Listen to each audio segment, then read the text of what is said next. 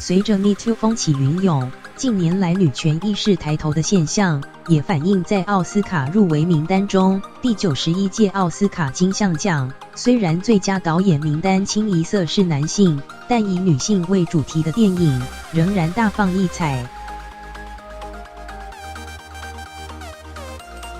女神卡卡在红毯上放送飞吻。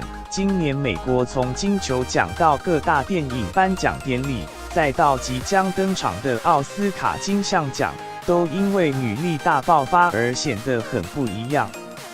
罗马电影片段，晚安克利奥，晚安苏菲。随着 Me Too 活动与女力崛起，凸显出现在正是女权意识抬头时代。墨西哥大导 Alfonso 执导的黑白电影《罗马》，描述70年代的政治纷扰以及阶级制度不公平下的女权挣扎。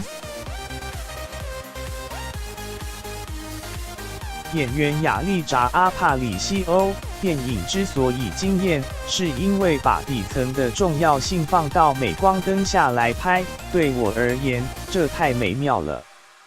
爱妻电影片段，你不能再这么做，我无法再承受这样的屈辱。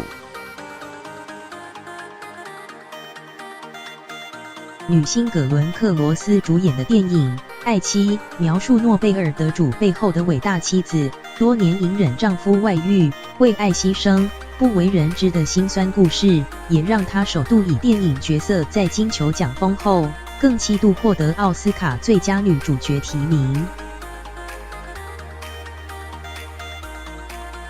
争宠电影片段，您真美，够了，别嘲笑我。电影《争宠》花了20年才跃上大荧幕，而这部描写18世纪初的英国宫斗剧，3名女星痛快飙戏，全获奥斯卡提名，和《罗马》携手成为入围最大赢家。